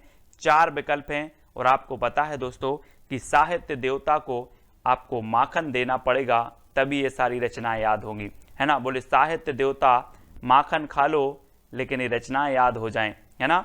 अब सभी लोग माखन खवा देना साहित्य देवता को, तो माखन खवा देना तो माखनलाल चतुर्वेदी, है ना, याद रख लेना। अब साहित्य देवता को प्रसन्न करना है तो माखन खवाना पड़ेगा, माखन, है ना। तो साहित्य देवता के रचनाकार माखन खवाना पड़ेगा तो माखनलाल चतुर्वेदी, 1942 की ये रचना है। अगला है मौर्य विजय के रचनाकार कौन है दोस्तों। 4 विकल्प हैं और आपने रामायण बहुत देखी है। मैथिली शरण गुप्त हैं, श्याम नारायण पांडे हैं, जगन्नाथ प्रसाद मिलिंद हैं या फिर सियाराम शरण गुप्त हैं। और आपको पता होगा दोस्तों कि जब श्री राम विजय प्राप्त करके आए तो इन्हें मौर्य मुकुट लगाया गया। क्या लगाया गया, मौर्य मुकुट लगा गया, किसे, सियाराम को, श्री राम को। ठीक है, तो सियाराम शरण गुप्त की रचना होगी कौन सी, मौर्य विजय। बोले मौर्य विजय प्राप्त करे आए तो मौर्य मुकुट लगाए। देखो चित्र में मौर्य मुकुट लगाया गया, ये क्या करके आए थे, ये दोस्तों विजय प्राप्त करके आए थे। तो सियाराम शरण गुप्त की रचना होगी कौन सी, मौर्य विजय। इसको अब याद रखेंगे। अगला है कैदी और कोकिला के रचनाकार कौन है। मैथिली शरण गुप्त हैं, श्याम नारायण पांडे या फिर जगन्नाथ प्रसाद मिलिंद या माखनलाल चतुर्वेदी। तो आपको पता है दोस्तों कैदी और कोकिला को हमें क्या खिलाना है, माखन खिलाना है। बहुत ही प्रसिद्ध रचना हुई है दोस्तों ये माखनलाल चतुर्वेदी जी की, कैदी और कोकिला, है ना। और कैदी और कोकिला को हमें माखन खवा देना है तो माखनलाल चतुर्वेदी। ठीक है, माखनलाल चतुर्वेदी की रचना है कैदी और कोकिला। ठीक है, अगला है सभा का खेल के रचनाकार कौन है दोस्तों। सभा के खेल, और आपको पता है दोस्तों कि विभिन्न प्रकार की सभा होती है लेकिन कई कई सभा में लोगों के भद्रा भी उतर जाते हैं। अपन बोलते ना सभा में आज उसके भद्रा उतर गए। तो सभा का खेल और सभा में भद्रा उतर जाते हैं तो सुभद्रा कुमारी चौहान। सभा का खेल के रचनाकार कौन होंगे, सुभद्रा कुमारी चौहान, है ना। बोले सर सभा में तो भद्रा उतर जाते हैं तो सुभद्रा, भद्रा से सुभद्रा कुमारी चौहान। ठीक है, डी नंबर आपका बिल्कुल सही हो जाएगा। नेक्स्ट है नूरजहां के रचनाकार कौन है। मैथिली शरण गुप्त, श्याम नारायण पांडे, गुरु भक्त सिंह या फिर सुभद्रा कुमारी चौहान। नूरजहां, और आपको पता है दोस्तों कि नूरजहां आदि के चक्कर में कौन नहीं पड़ते, वो नहीं पड़ते, कौन, गुरु भक्त। गुरु भक्त नूरजहां के पीछे नहीं पड़ते, चक्कर में नहीं पड़ते, कौन, गुरु भक्त लोग। इन्हें सिर्फ भक्ति से काम होता है तो गुरु भक्त सिंह। ठीक है, नूरजहां के रचनाकार कौन होंगे, बोले सर नूरजहां के चक्कर में भक्त लोग नहीं पड़ते, गुरु भक्त नहीं पड़ते तो गुरु भक्त सिंह। ठीक है, इस प्रकार से याद करेंगे और ये सिर्फ याद करने का माध्यम है। ठीक है, अगला है कुणाल के रचनाकार कौन है। मैथिली शरण गुप्त हैं, श्याम नारायण पांडे, सोहनलाल द्विवेदी या फिर सुभद्रा कुमारी चौहान। और बहुत ही बढ़िया ये प्रश्न है दोस्तों, कुणाल के रचनाकार कौन है, सोहनलाल द्विवेदी, यानी कि आपका सही उत्तर होगा विकल्प नंबर सी। ठीक है, सोहनलाल द्विवेदी। अगला है आत्म बलिदान के रचनाकार कौन है। मैथिली शरण गुप्त हैं, श्याम नारायण पांडे, बालकन शर्मा नवीन या फिर सुभद्रा कुमारी चौहान। दोस्तों आपको पता है अगर मैं बोलूं कि आप आत्म बलिदान कर दो, बोलो सर मैं आत्म बलिदान तो कर दूंगा लेकिन मेरे बालों के बलिदान की मत बोलना, मेरे बालों की बलिदान की मत बोलना, मैं सब कुछ बलिदान कर दूंगा, बालों के बलिदान की मत बोलना। तो आत्म बलिदान की रचनाकार कौन होंगे, बालकृष्ण भट्ट। बाल की मत नहीं, बाल की मत बोलना, है ना। ठीक है, तो बालकृष्ण भट्ट हमने याद किया था दोस्तों, एक हिंदी प्रदीप की रचनाकार थे बालकृष्ण भट्ट। ये बालकृष्ण शर्मा नवीन है लेकिन हिंदी प्रदीप के हमने देखे थे कि प्रदीप के बाल भट्टा से भरत गए, है ना। तो प्रदीप यानी हिंदी प्रदीप और हिंदी प्रदीप के संपादक बालकृष्ण भट्ट। उसी प्रकार से आत्म बलिदान तो हम कर देंगे लेकिन बालों का बलिदान की मत बोलना। तो आत्म बलिदान की रचनाकार कौन होंगे, बाल से होगा बालकृष्ण शर्मा नवीन। ठीक है, अगला है तक्षशिला के रचनाकार कौन है। 4 विकल्प हैं और दोस्तों आपको पता होगा कि तक्षशिला विश्वविद्यालय बना था, है ना। और जो तक्षशिला है ये बौद्ध शिक्षा, बौद्ध धर्म से संबंधित था, यहाँ का जो क्षेत्र था। ठीक है, और तक्षशिला का क्या हुआ था, भारत में उदय हुआ था। तक्षशिला का भारत में उदय हुआ था, तो तक्षशिला के रचनाकार कौन होंगे? तक्षशिला का उदय यानी कि उदय शंकर भट्ट। ठीक है, उदय शंकर भट्ट। अमृत और विष इनकी एक रचना हमने पढ़ी थी, है ना। अमृत और विष अमृतलाल लांगर की भी है, अमृत और विष उदय शंकर भट्ट की भी है ना। तक्षशिला का उदय, ये उदय शंकर भट्ट की रचना है तक्षशिला। अब कैसे याद रखोगे? बोले सर तक्षशिला का उदय, तक्षशिला से तक्षशिला रचना, उदय से उदय शंकर भट्ट इसके रचनाकार। अमीर इरादे गरीब इरादे की रचनाकार कौन है दोस्तों? आपको बताना है, और बहुत ही बढ़िया रचना है। तो आपको पता है कि चाहे अमीर हो चाहे गरीब हो, सबके इरादे माखन खाने के रहते हैं। बोले आज माखन मिल जाता। अमीर हो या गरीब हो, सबके इरादे काय के रहते हैं? माखन खाने के रहते हैं। तो गरीब में अमीर इरादे और गरीब इरादे के रचनाकार कौन है? माखनलाल चतुर्वेदी, यानी कि डी नंबर आपका बिल्कुल सही हो जाएगा। ठीक है, अगला है झांसी की रानी कविता के रचनाकार कौन है? 4 विकल्प है, मैथिली शरण गोप, श्याम नारायण पांडे, बालकृष्ण शर्मा नवीन या फिर सुभद्रा कुमारी चौहान।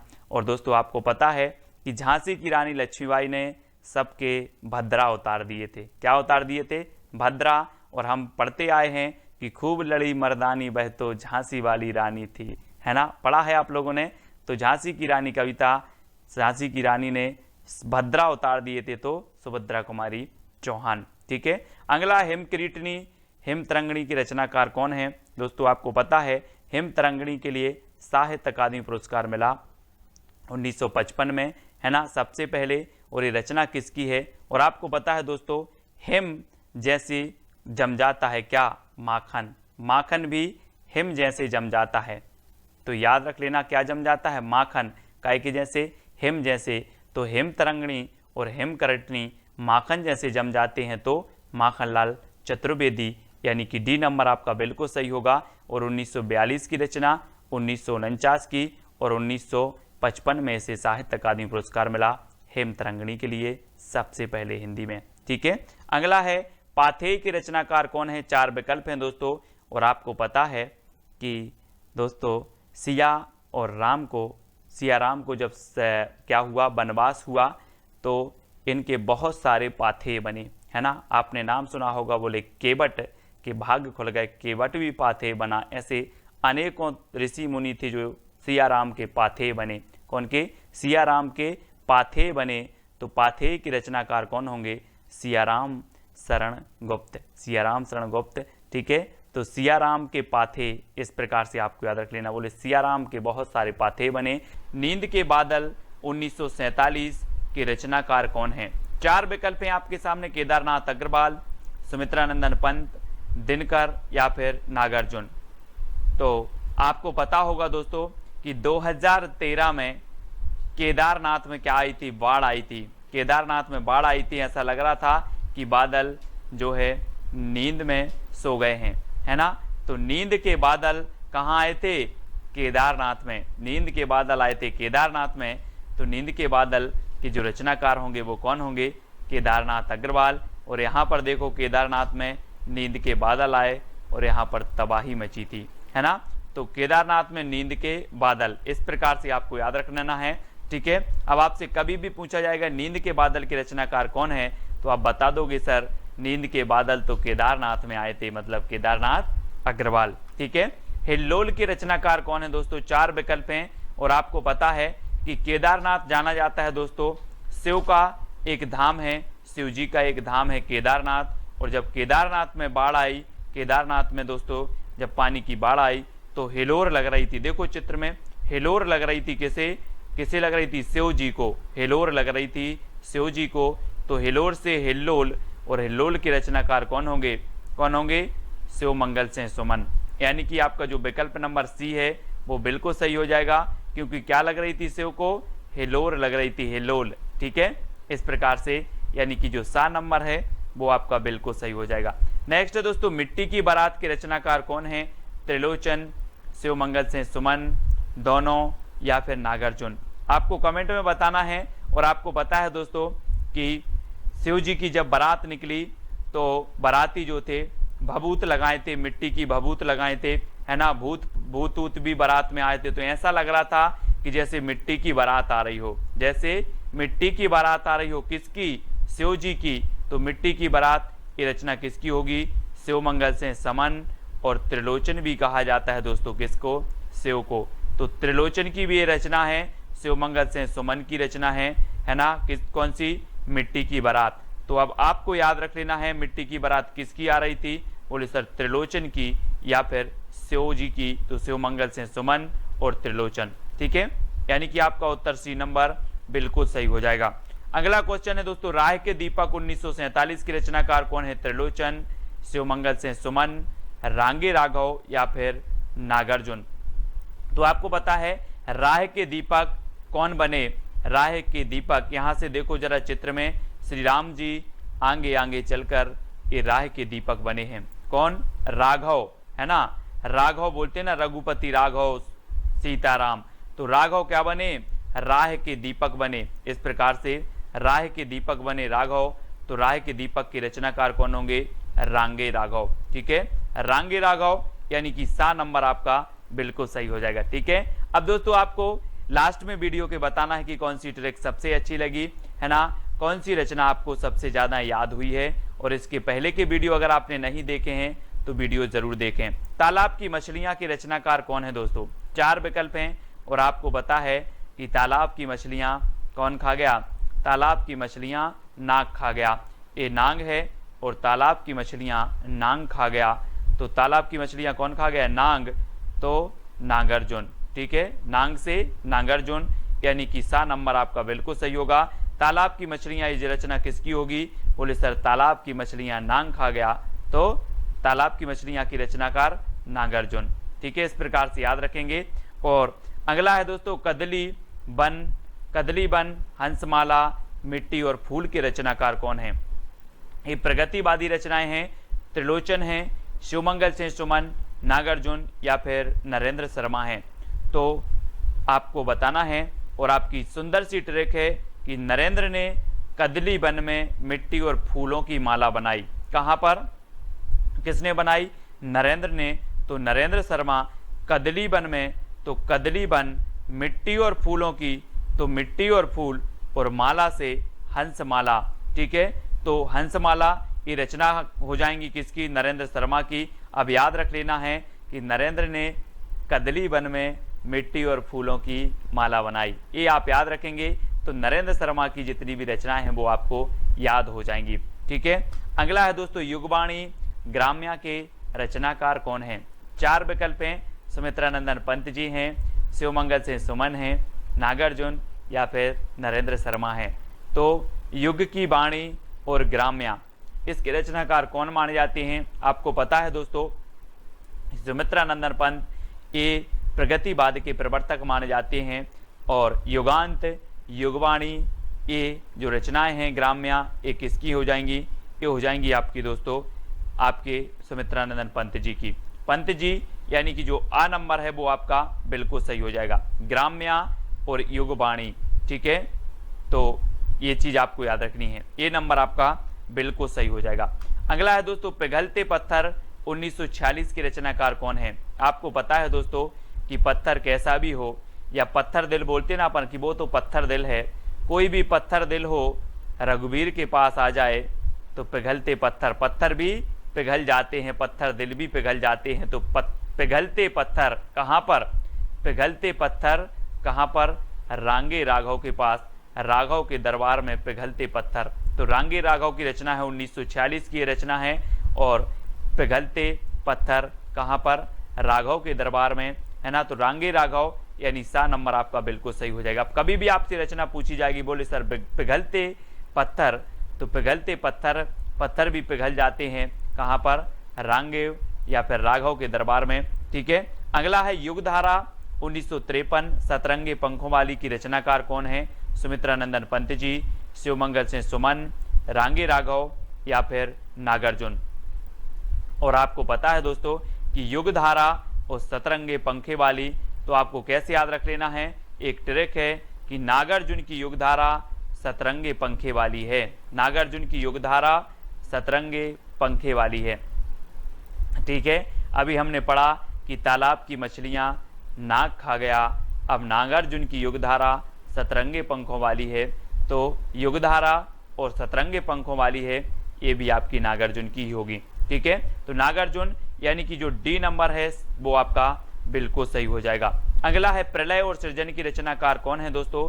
सुमित्रानंदन पंत हैं, शिवमंगल सिंह सुमन, रांगे राघव या फिर नागार्जुन। आपको पता है कि शिव जी के पास प्रलय भी पलते हैं और सृजन भी, है ना। प्रलय और सृजन सभी पलते हैं कहाँ पर? शिव जी के पास।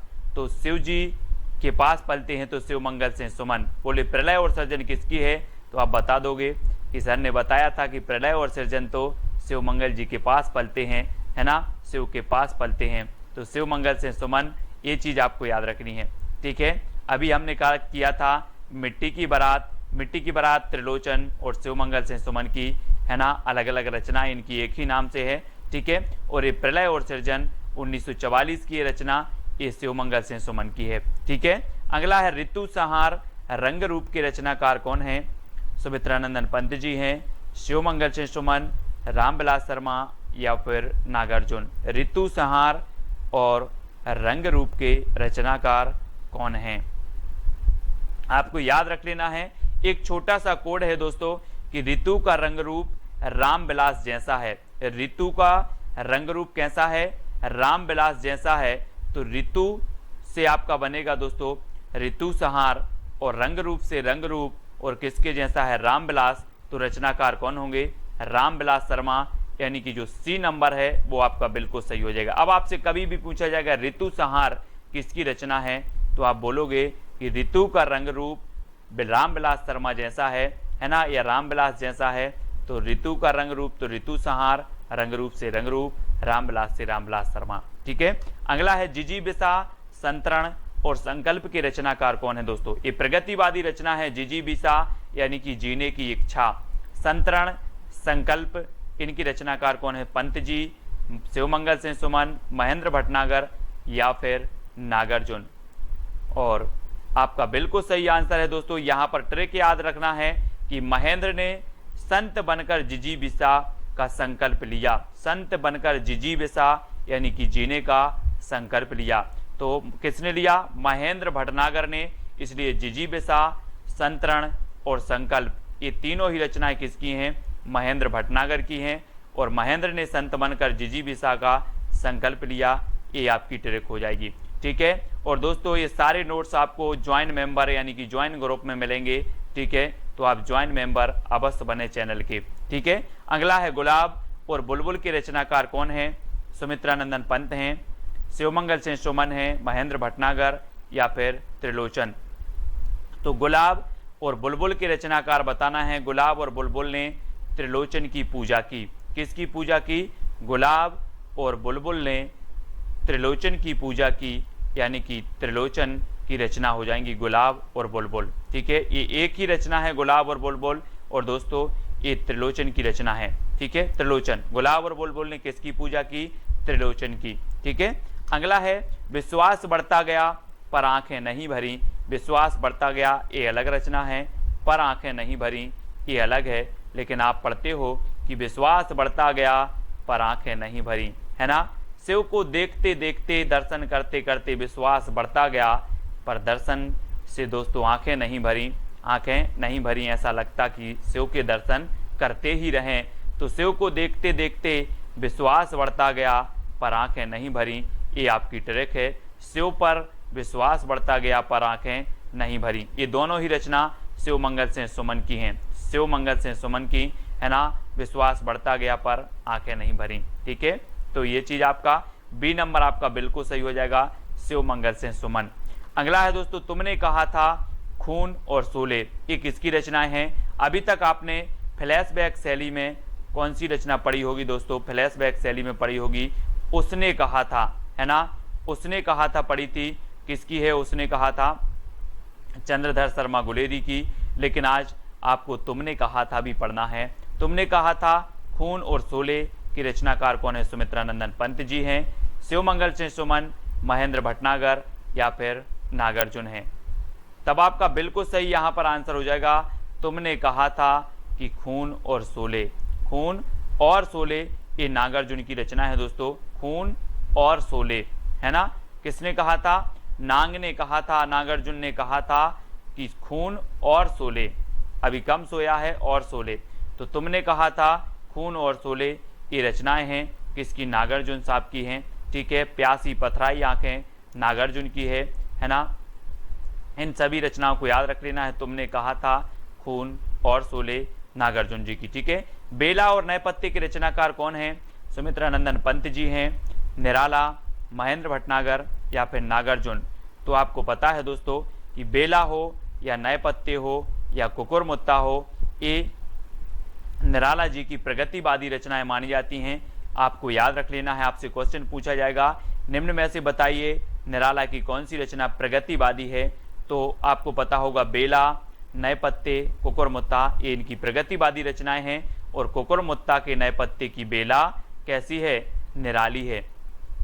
तो कुकुरमुत्ता, नए पत्ते और बेला, ये तीनों ही रचनाएं निराली से बनेगा आपका निराला, ठीक है। तो निराली हैं। ये आपकी ट्रिक है कि कुकुरमुत्ता के नए पत्ते की बेला निराली है, ठीक है। तो यहाँ से याद रखेंगे। और बी नंबर आपका बिल्कुल सही होगा। पंख और पतवार के रचनाकार कौन है दोस्तों? पंख और पतवार, आपको पता है कि पंख और पतवार दोनों कहाँ चल रहे थे? कहाँ चल रहे थे?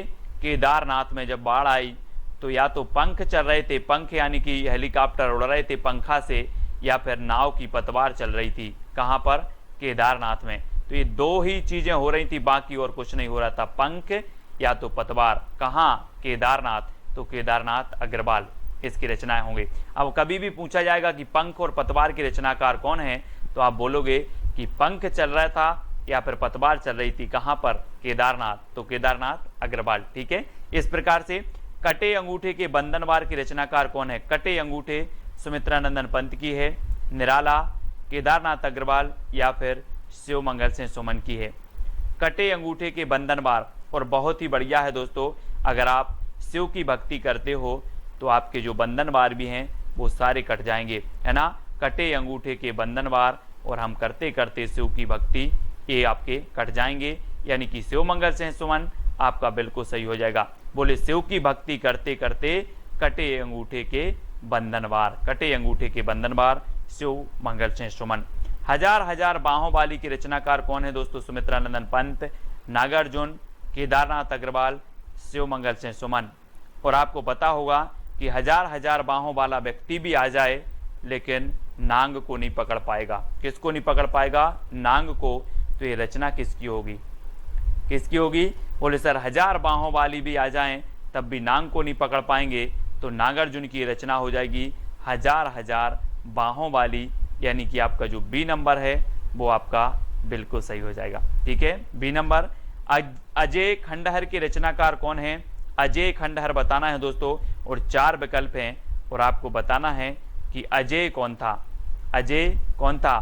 सुमित्रानंदन पंत, राघव थे, केदारनाथ थे या फिर शिव मंगल सिंह सुमन। आपको पता होगा कि जो राघव थे, राघव ये अजय थे, इन्हें जीता नहीं जा सकता था, है ना। राघव से आपका बनेगा रांगे राघव, और अजय से अजय खंडहर। अजय खंडहर के रचनाकार कौन होंगे? रांगे राघव, है ना। अब आपसे कभी पूछा जाएगा अजय खंडहर किसकी है, तो बोले सर अजय तो राघव थे, तो राघव को जीता नहीं जा सकता, तो रांगे राघव की रचना है अजय खंडहर। मैं वक्त के हूँ सामने की रचनाकार कौन है? 2 सेकंड आपको दिए जाएंगे, आपको उत्तर बताना है। मैं वक्त के हूँ सामने की रचनाकार कौन है? गिरजा कुमार माथुर, भवानी प्रसाद मिश्र, शमशेर बहादुर या फिर अज्ञे। तो मैंने आपको कई बार याद करवाया हूं दोस्तों कि वक्त के सामने क्यों खड़े हो? गिरजा। वक्त के सामने क्यों खड़े हो? गिर जाओ भाई।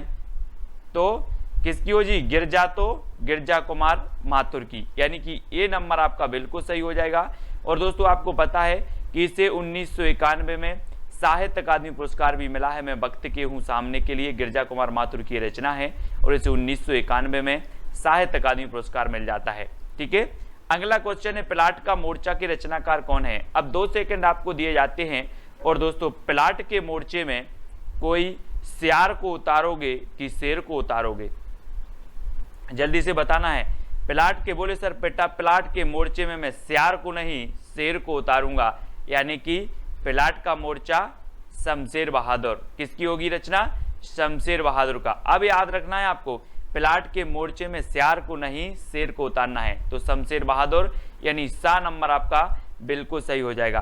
ठीक है, अगला है दोस्तों गीत फरोश के रचनाकार कौन है। गीत फरोश 4 विकल्प है, 2 सेकंड आपको दिए जाते हैं। दोस्तों हमें किसके गीत गाना है, हमें गीत गाना है भवानी के। किसके गीत गाना है, भवानी के गीत गाना है। तो गीत फरोश रचना के रचनाकार कौन होंगे, कौन होंगे, भवानी प्रसाद मिश्र, यानी कि आपका जो विकल्प नंबर बी है वो बिल्कुल सही हो जाएगा, बी नंबर। 1956 की रचना मानी जाती है। और अगला है दोस्तों आंगन के पार द्वार के रचनाकार कौन है, और 4 विकल्प हैं और आपका बिल्कुल सही आंसर हो जाएगा कि आंगन के द्वार पर कौन खड़े हैं, अज्ञेय खड़े हैं। आंगन के द्वार पर अज्ञेय खड़े हैं और ये रचना अज्ञेय की है, ये भी आपको याद रखनी है। ठीक है, चांद का मोह टेढ़ा के रचनाकार कौन है दोस्तों। 4 विकल्प हैं। मैं आपको बता दूं कि अगर व्यक्ति की मुक्ति हो जाए तो उसका जो मोह होता है वो सीधा नहीं रहता, ऐसा हो जाता टेढ़ा।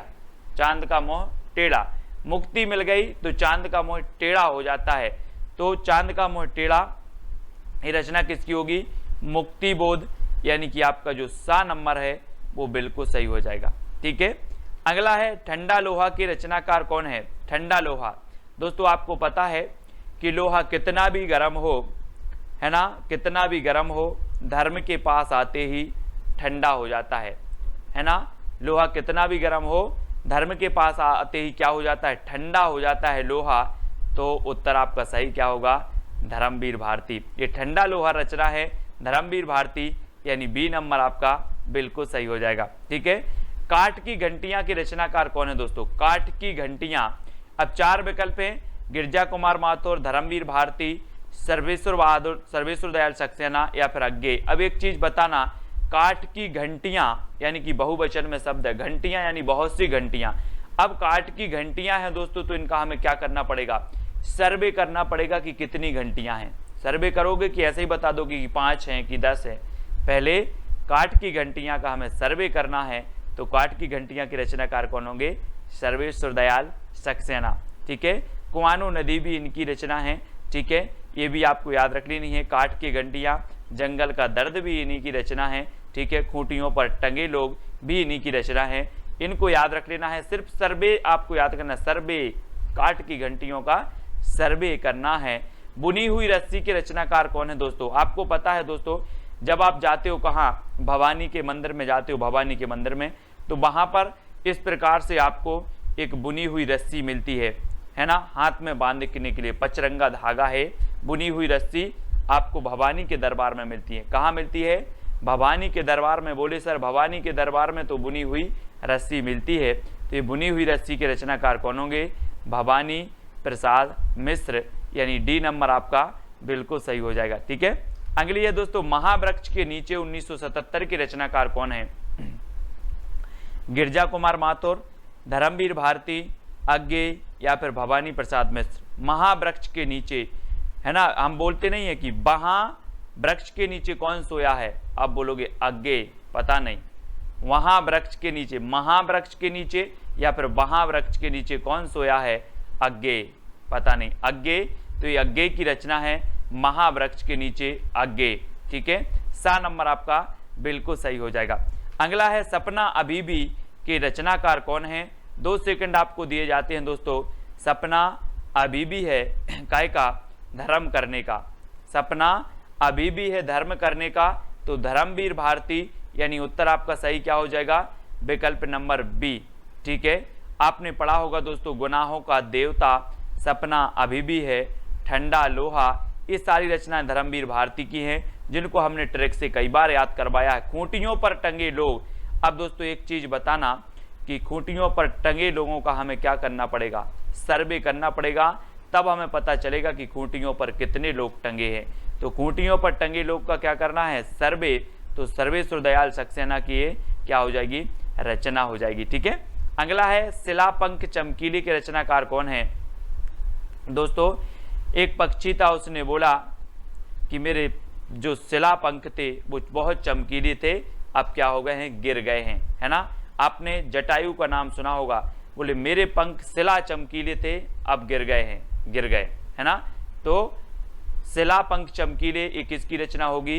गिरजा कुमार माथुर, गिरजा कुमार माथुर, यानी कि ए नंबर आपका बिल्कुल सही हो जाएगा। ठीक है, अगला है कामायनी एक पुनर्विचार की रचनाकार कौन है? दोस्तों आपको पता है कि कामायनी एक पुनर्विचार, और बहुत सारे लोग मुक्ति के लिए कहते हैं, मुक्ति मिल जाए भगवान एक बार पुनर्विचार कर लो, है ना। कामायनी पुनर्विचार, कामायनी एक पुनर्विचार काय के लिए? मुक्ति के लिए एक पुनर्विचार, तो मुक्ति बोध की रचना हो जाएगी कामायनी एक पुनर्विचार। चांद का मोह टेढ़ा भी इन्हीं की रचना है, ये आपको याद रखनी है। अगला है दोस्तों दोआब की रचनाकार कौन है? दोआब, 4 विकल्प हैं और दोआब के जो रचनाकार होंगे वो कौन हो जाएंगे? वो हो जाएंगे शमशेर बहादुर, शमशेर बहादुर यानी सा नंबर, है ना। दोआब भी इन्हीं की रचना है, प्लाट का मोर्चा भी इन्हीं की रचना है, और शमशेर बहादुर को दोस्तों कवियों का कवि कहा जाता था। आपसे क्वेश्चन बनता है कवियों का कवि किसे कहा जाता था, तो आप बता देना शमशेर बहादुर को। ठीक है, खुशबू के शिलालेख के रचनाकार कौन है? दोस्तों खुशबू के शिलालेख, है ना, किसने देखे? भवानी ने देखे। खुशबू के शिलालेख भवानी ने देखे, तो खुशबू के शिलालेख के रचनाकार कौन होंगे? कौन हो जाएंगे? भवानी प्रसाद मिश्र। ठीक है, खुशबू के शिलालेख किसने देखे? भवानी ने, तो भवानी प्रसाद मिश्र खुशबू के शिलालेख। ठीक है, अगली रचना है दोस्तों भग्नदूत के रचनाकार कौन है? भग्नदूत, अगर मैं आपसे पूछूं कि कितने दूत भग गए? भग्न दूत, भग्न दूत यानी कि भग्न तो भग गए, दूत भग गए, है ना। तो कितने दूत भग गए? तो आप बोलोगे सर अज्ञे पता नहीं कितने दूत भग गए, है ना। तो ए, है ना, ए हो जाएगी अज्ञे की रचना भग्नदूत। ठीक है, अगला है भूरी भूरी खाक धूल की रचनाकार कौन है? दोस्तों आपको पता है कि जब व्यक्ति को मुक्ति मिल जाए तो उसकी ये जो भूरी भूरी भूरा भूरा शरीर है ये सब खाक धूल में मिल जाता है। भूरा भूरा शरीर खाक धूल में मिल जाता है जब मुक्ति मिल जाए, तो ये भूरी भूरी खाक धूल रचना के रचनाकार कौन होंगे? कौन हो जाएंगे? मुक्ति, क्योंकि मुक्ति मिल जाए तो भूरी भूरी खाक धूल, है ना। अगला है दोस्तों धूप के धान की रचनाकार कौन है? और धूप के धान आपको पता है दोस्तों, आप अगर गांव में रहते हैं तो धान अगर अच्छी बारिश हो जाए और मिट्टी बहुत ऐसी हो जाती, बहुत पानी हो जाता है मिट्टी में, तो धान गिर जाती है। धान क्या हो जाती है? गिर जाती है। तो धूप के धान, धान बोले सर गिर जाती है, तो गिरजा कुमार माथुर, गिरजा कुमार माथुर यानी कि ए नंबर आपका बिल्कुल सही होगा। ठीक है, अगला है जंगल का दर्द की रचनाकार कौन है? अब दोस्तों एक बात बताना, जंगल में बहुत सारे पौधे हैं और जंगल का दर्द आपको कैसे पता चलेगा? कैसे चलेगा? जब आप क्या करोगे? सर्वे करोगे। बोले सर जब हम सर्वे करने जाएंगे जंगल का दर्द क्या क्या है ना, तभी हमें जंगल का दर्द पता चलेगा। तो जंगल का दर्द की रचनाकार कौन है? सर्वेश्वर दयाल सक्सेना, और सा नंबर आपका बिल्कुल सही हो जाता है, सा नंबर, है ना। जंगल का दर्द सर्वे करना है, जंगल के दर्द का क्या करना है? सर्वे, तो सर्वेश्वर दयाल सक्सेना। कितनी नाव में कितनी बार की रचनाकार कौन है? दोस्तों अब आप बोलोगे सर मैं कितनी नाव में कितनी बार बैठा, सब अज्ञेय है। क्या है? अज्ञेय। कितनी नाव में कितनी बार? अज्ञेय। तो अज्ञेय यानी कि दा नंबर आपका बिल्कुल सही होगा। इसका दोस्तों आपका पहला प्रश्न है कि सीढ़ियों पर धूप में के रचनाकार कौन है? 4 विकल्प हैं आपके पास, 2 सेकंड में उत्तर आपको बताना होता है। और मैंने आपको कई बार याद करवाया है दोस्तों कि बोले सर सीढ़ियों पर धूप में क्यों खड़े हो?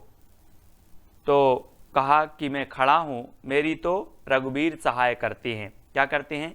रघुवीर सहाय करते। मैं सीढ़ियों पर धूप में खड़ा हूं, मुझे कोई दिक्कत नहीं, मेरी तो रघुवीर सहाय करते हैं। तो इसके रचनाकार कौन होंगे? रघुवीर सहाय करते हैं। बोले सीढ़ियों पर धूप में खड़े हैं तो रघुवीर सहाय करते हैं, तो रघुवीर सहाय की रचना हो जाएगी, यानी आ नंबर आपका बिल्कुल सही हो जाएगा। ठीक है, नेक्स्ट है आपका संशय की एक रात की रचनाकार कौन है? कई बार एग्जाम में पूछी गई दोस्तों। 4 विकल्प 2 सेकंड में आपको उत्तर करके चयन करके बताना है। फिर मैं आपको बता देता हूं कि संशय की एक रात में, संशय की एक रात में नरेश मेहता आए, संशय की एक रात में नरेश मेहता आए, ये आपकी ट्रिक है याद करने की। तो संशय की एक रात ये नरेश मेहता की रचना हो जाएगी, यानी कि आपका जो विकल्प नंबर सी है वो आपका बिल्कुल सही हो जाएगा। संशय की एक रात में नरेश मेहता आए, ठीक है, सी नंबर बिल्कुल सही है। नेक्स्ट है दोस्तों हम तुम की रचनाकार कौन है। हम तुम 4 विकल्प हैं, 4 में से आपको चयन करना है। और मैं आपको बता दूं एक गाना आपने सुना होगा, हम तुम एक एक कमरे में बंद हो, सुना है ना। तो दोस्तों क्या कुंवर लोग, आजकल के जो कुंवर लोग हैं, कुंवर, वो चाहते हैं कि हम तुम एक कमरे में बंद हो। तो यहां पर रचना है आपकी हम तुम, और कौन चाहते हैं, कुंवर लोग, तो कुंवर नारायण की हो जाएगी, कुंवर नारायण, यानी डी नंबर आपका बिल्कुल सही हो जाएगा। ठीक है, याद करने का माध्यम है, ठीक है, कि आपको याद रहे, तो डी नंबर बिल्कुल सही होगा। नेक्स्ट दोस्तों संसद से सड़क तक की रचनाकार कौन है। बोले सर संसद से सड़क तक धूल ही धूल मिलेगी, धूल मिलेगी, क्या मिलेगी, धूल मिलेगी, तो धूमिल, धूल मिल, इस प्रकार से धूल मिल, संसद से सड़क तक धूल मिल, तो धूमिल की रचना है सुदामा पांडे धूमिल की, है ना। बोले सर संसद से सड़क तक धूल ही धूल मिलेगी, धूल मिल, धूमिल, ठीक है, धूमिल साहब, यानी डी नंबर आपका बिल्कुल सही होगा, धूमिल साहब हो जाएंगे इसके। अगला है मृग और तृष्णा की रचनाकार कौन है। 4 विकल्प हैं दोस्तों। मृग की तृष्णा किसे हो गई थी। बोले भगवान श्री राम को, हरि को, है ना, उसे हरि बोलेंगे, उन्हें मृग की तृष्णा हो गई, वो मृग के पीछे पीछे भाग रहे थे। चित्र में देखो तो मृग तृष्णा हो गई थी हरि को, भगवान को, श्री राम को, है ना। तो हरि को हो गई तो हरि नारायण व्यास, हरि नारायण व्यास, यानी डी नंबर आपका बिल्कुल सही होगा। बोले हरि को क्या हो गई थी, मृग की तृष्णा, तो हरिनारायण व्यास की ये रचना है, बहुत ही बढ़िया रचना मानी जाती है और पूछी भी जाती है। ठीक है, नेक्स्ट है सूर्य का स्वागत की रचनाकार कौन है। 4 विकल्प हैं दोस्तों, आपको उत्तर बताना है। इससे पहले कि अगर आपने वीडियो नहीं देखी है तो वीडियो जरूर बताना है। सूर्य का स्वागत कौन कर रहा है, रघुवीर सहाय, दुष्यंत कुमार, सुदामा पांडे धूमिल। ये दुष्यंत कुमार 2 जगह है, तो आप 2 में से एक कोई भी उत्तर बता देंगे कि सर सूर्य का स्वागत दुष्यंत कुमार करेंगे। कौन करेंगे सूर्य का स्वागत, दुष्यंत कुमार। ठीक है दोस्तों, जो भी साथी ज्वाइन मेंबर बनना चाहते हैं चैनल के, वो ज्वाइन मेंबर बन सकते हैं और ज्वाइन व्हाट्सएप ग्रुप में जुड़ सकते हैं। ठीक है, वहां पर आपको पीडीएफ आदि स्टडी मटेरियल प्रेषित किया जाता है। आपका कमेंट जो है सबसे ज्यादा हाईलाइट होते हैं, आपको तिरंगा इमोजी भी दिया जाता है। ठीक है, तो सूर्य का स्वागत दुष्यंत कुमार की रचना हो जाएगी। जागते रहो की रचनाकार कौन है। आपने देखा होगा भारत में जो पहरा देते हैं वो कहते हैं जागते रहो, कहां पर, भारत में, तो कौन होंगे, भारत भूषण अग्रवाल। बोले सर भारत में जो पहरा देते हैं वो बोलते हैं जागते रहो, कहां पर, भारत में, तो भारत भूषण अग्रवाल की रचना होगी कौन सी, जागते रहो। ठीक है, अब आपसे कभी पूछा जाएगा कि जागते रहो की रचनाकार कौन है, आप बोलना कि जागते रहो पहरा देते हैं भारत में, है ना, तो ये बोलते हैं जागते रहो। ठीक है, इस प्रकार से। अगला है आत्महत्या के विरुद्ध की रचनाकार कौन है। आत्महत्या के विरुद्ध, तो दोस्तों आत्महत्या के विरुद्ध रघुवीर सहाय नहीं करेंगे, है ना, सहाय, रघुवीर सहाय। बोले आत्महत्या के विरुद्ध रघुवीर सहाय करते हैं, आत्महत्या के पक्ष में नहीं करते। ठीक है, तो आत्महत्या के विरुद्ध रघुवीर सहाय की रचना है, यानी कि आपका जो ए नंबर है वो इसको याद रख लेना, ए नंबर। ठीक है, आत्महत्या के विरुद्ध रघुवीर सहाय। ठीक है, आत्महत्या के विरुद्ध रघुवीर सहाय। धूप में, है ना, सीढ़ियों पर धूप में रघुवीर सहाय, इनको याद करेंगे, ये पूछी जाती रचना। परिवेश के रचनाकार कौन है। दोस्तों आपने प्राचीन काल में पढ़ा होगा कि राजा महाराजाओं के पास कुंवर होते थे। बोले कुंवर हुए हैं, है ना, कुंवर हुए हैं, तो वो कुंवर को बहुत अच्छा परिवेश देते थे। क्या देते थे, परिवेश। किसको, कुंवर को।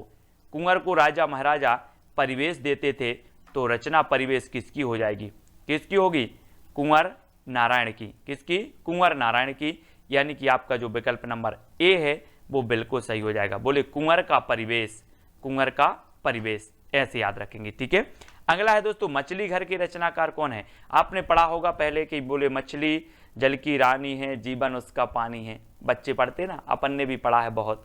और मछली की रचना, मछली घर के जो रचनाकार हैं, और इसको याद करने की ट्रिक है, मछली घर में विजय देव पकड़े गए।